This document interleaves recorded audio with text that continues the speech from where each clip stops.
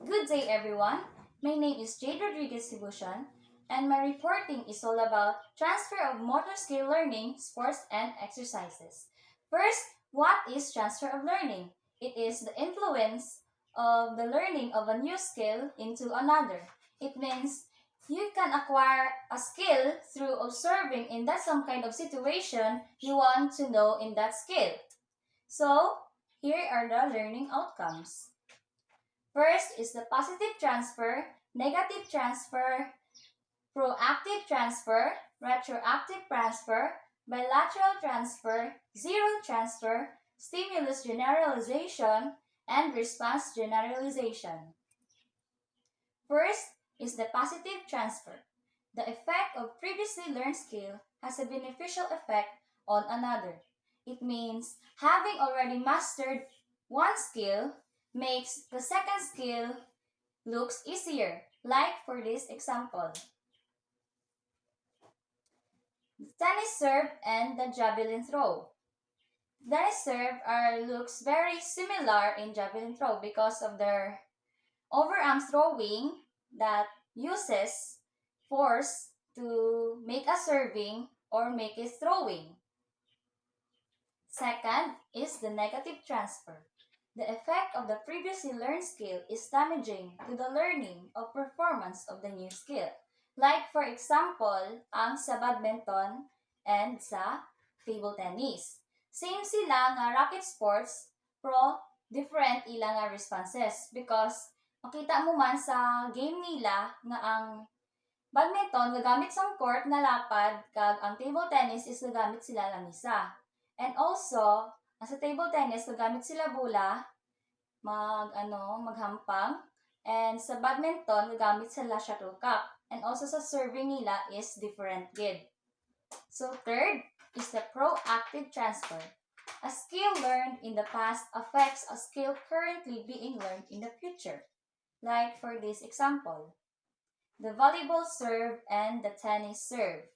Like, isa ka player nga kabalo ka daan mag-volleyball pero gusto mo pagid mag-learn pagid sa isa ka sport and amo na siya ang tennis.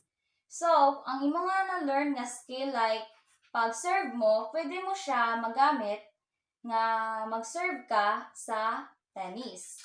Like same naman sila sa gamit sang overarm and ang sa volleyball, like, ihaboy mo ang bola sa babaw, kag i-hit mo siya dayon. Like, same man sa tennis, nga ihaboy mo yung bola, tapos i-hit mo siya Japon. The fourth one is the retroactive transfer. Learning a new skill affects a previously learned skill. Like, for this example, a hockey and a football playing as a defender.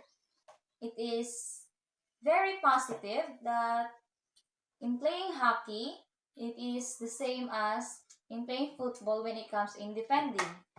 In hockey, they use some equipment to defending the chip on the ice.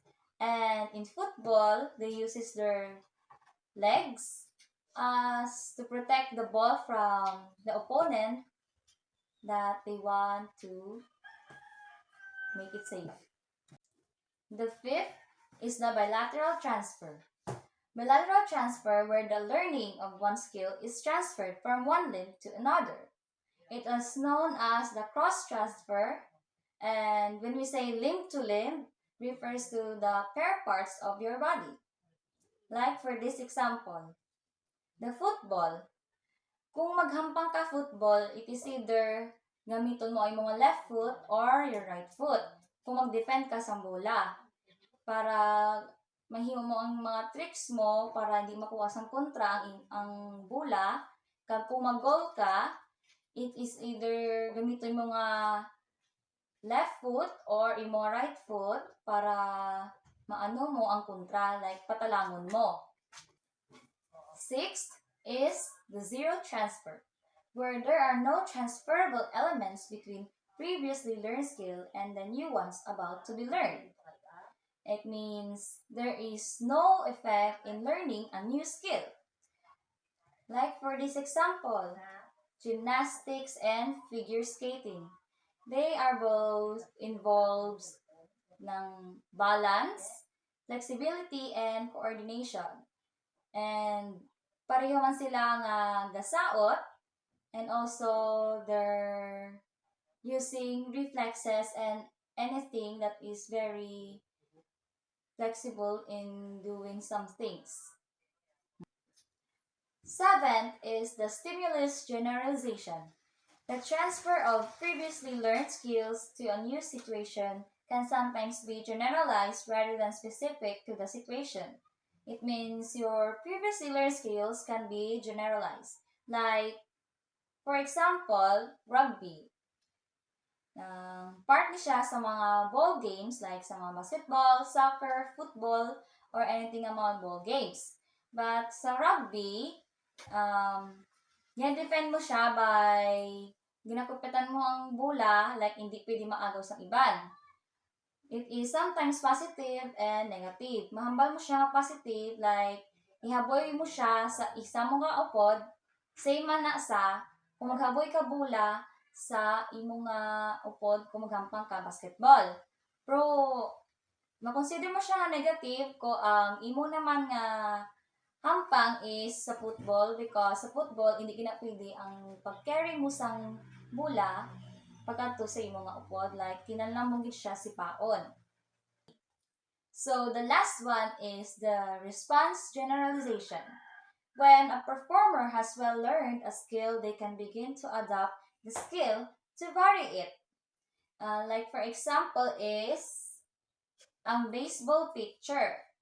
Like kaya niya patalangon ang baseball batter nga ilang nga opponent ng kung paano niya i-adjust ang iyang pag-throw sa bola, like kaya niya pahinayon or tuluhon. And also, by using alternative skill patterns nga mga tricks niya kag mapwede ilang nga kontra. We also have the 6 categories of skill transfer. First is transfer between skills, practice to performance, abilities linked skills, live to live, or should we say the bilateral, principle to skill, and stages of learning.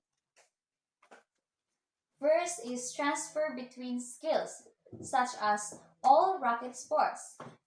Like, for example, sa badminton, they use shuttlecock, so they hit the shuttlecock back and forth.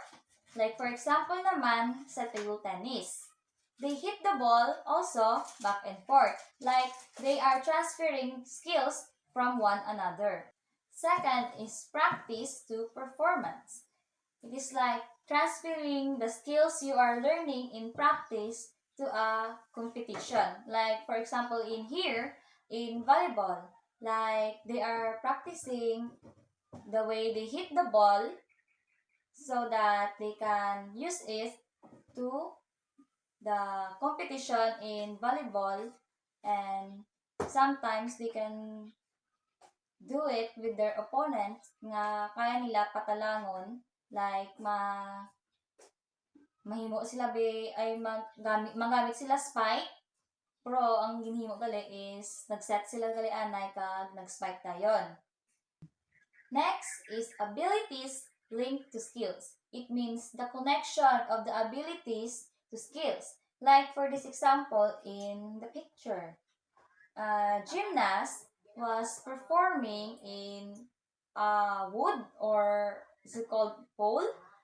So she needs balance to mag-land siya perfectly so that hindi siya matumba or makakause ng injury because she uses balance.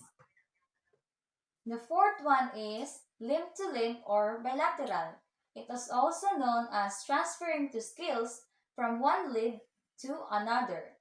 Like from my previous report of bilateral transfer, is also using of the pair parts of the body, like using your right foot or your left foot. The fifth one is principle to skills. When we say principle was the rules that is connected to your skills. Like for example, in this picture was rugby and football. They have the same rules like defending the ball from the opponent. Lastly is the stages of learning.